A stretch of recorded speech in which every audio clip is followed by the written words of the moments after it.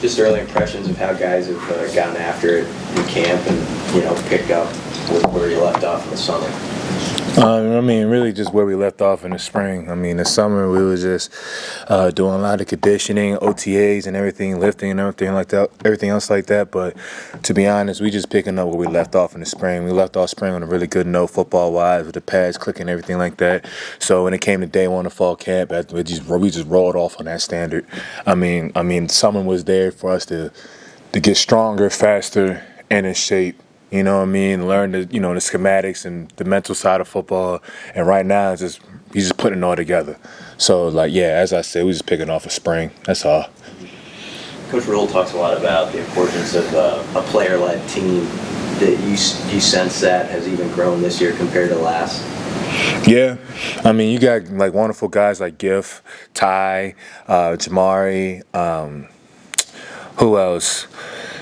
Even Marquise, there's a lot of guys. I don't to be honest. I want to say, or even Nash as well. There's no one set leader. Everybody has a voice to that team. Everybody can speak up and say what's right, what's wrong. Because why? Everybody knows what the standard looks like. Everybody knows what the standard is. I have an opportunity to say something.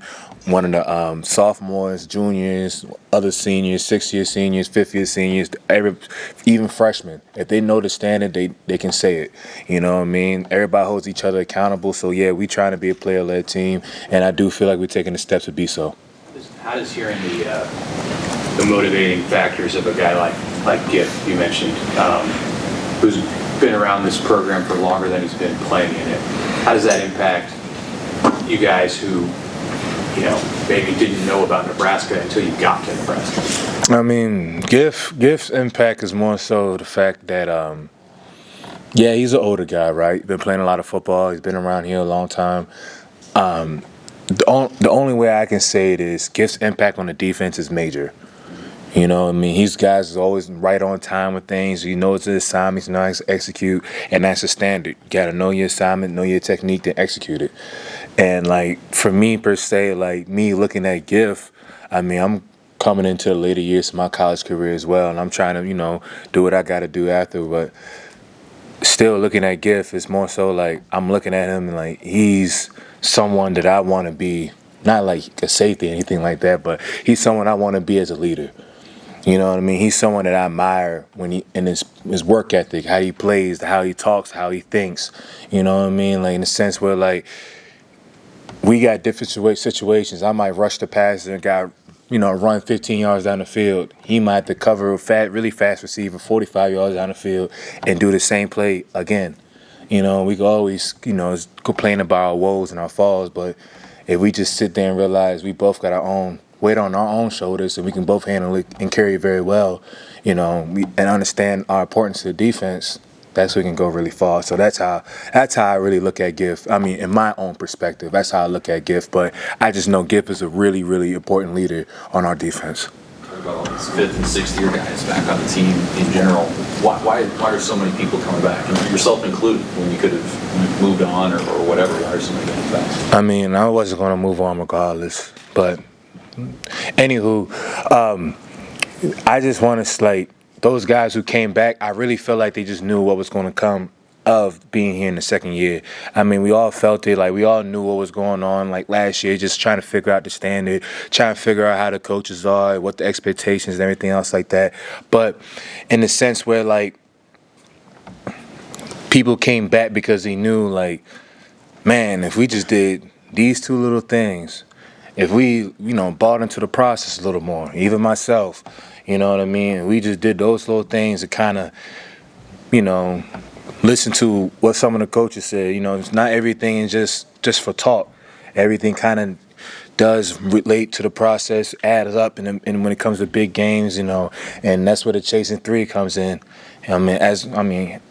Chasing three is just not 3 simple points. We're not just chasing a field goal. It's all the little details that go into it. And that's when we kind of went in since the start of winter. That's what we try to start in and try to incorporate in football. And slowly but surely we're doing that. MJ, how big of a talking point has been improving a 4-man pass rush, getting home with 4 guys as opposed to just always having to rely on a blitz? How big is an emphasis that's happening? It's been a pretty huge emphasis. I mean, like having having a 4-man rush and allowing the guys back there to cover. That'll be really great. That means more guys to cover, and like we don't gotta send a lot of people or do anything like that. And it makes it real easy on the defense as well. Coach White can call whatever you want to call, 40 family wise, and we just go there and rush. And that's been a really huge emphasis for us. And we just got to get back there, make disruption, create negative plays for the offense. Win on second down so they can have harder time to win on third down, knocking them out of certain areas of the field, and so we can just be the defense who can either score or give the offense a great position to score. So, yeah, it's been a huge emphasis. Are you still mainly at the Jack? Yes. So you got Bayer, Prince Will, you all back at that spot with a lot of experience. And then, obviously Luke and Nick from the inside linebacker spots are gone. How do you see, the distribution of experience among the linebackers working out, or how has it so far early in camp? Okay, so in the Jack room, it's me, Prince Will, Jordan Ochoa, Willis McGahee, the fourth, Flores Smith. Yeah, if I'm saying this last name correct. Yeah, my bad. Ishmael Flores Smith and Maverick Noonan. That makes up our Jack room. And you talking about Makai and Luke and Nick. I mean, Luke and Nick left the standard here.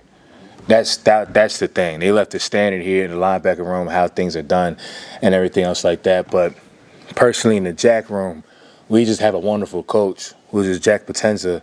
He's been creating the plan for us for the win, ever since the winter, honestly. So like when it comes to experience and everything like that, we just rely on our coach, honestly. I rely on my previous experience. Prince Will relies on our previous experience. But all the other names I just mentioned, they still trying to develop within the college football game. But at the same time, we're not just doing that on our own. We have a wonderful coach, Jack Potenza, and he's doing a really good job in coaching us Jacks and telling us, developing the standard in that room, what it needs to look like, what it's not supposed to look like, and everything else like that. And so we can go out in the field and just attack, then be able to come back to meetings, look at film, and see what we did right and what we did wrong, or what needs a little bit of work and do better. Through your college career, you've seen how hard coaches like Jack tend to work behind the scenes. How cool is it that those guys can be more involved now with the new ruling, and that he can have coach you the way he can? I'm not familiar with the new ruling. Oh, just on the field. So there was a new ruling where some of the other coaches could coach more on the field. How has that helped, I guess?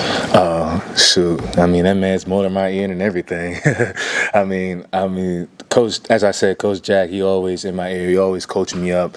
To be honest, all I'm always searching for is coaching. I mean, there's certain plays where I look directly at him sometimes instead of looking for the play call, which is a habit I need to break. But you know what I mean? But in practice, I always try to look for him to see, what can I do a little bit better? If that was right, if that was wrong, did I make the right decision? Not more in the thinking aspect, but more so in like, how can I get 1 step better, 1% better? So, yeah. But, I mean, it didn't make no difference to me. As I said, Jack always been in my ear. Yeah. What players wear the headset helmets on defense for you guys? I'm pretty sure the middle linebackers, like John Bullock and Javen Wright, Buddha Man, and Makai Baer, more likely so. You think it's made a difference with just their ability to process and get things out, or is defense so quick that there's not a lot of time to... I mean, Coach Tony White, he loves to create chaos for us. Nothing's going to be easy, so sometimes he might hold it a little bit and everything else like that. So I haven't really seen like a true benefit from it, especially as a guy who always in the rush or with the D-line front. And but understanding that, I do feel like it does have a benefit of getting the calls in quicker and everything else like that too. But as I said, he likes to create chaos, so nothing's going to be truly easy. So yeah, that's all I can really say about that. Anything else? All right, thank you. Thanks.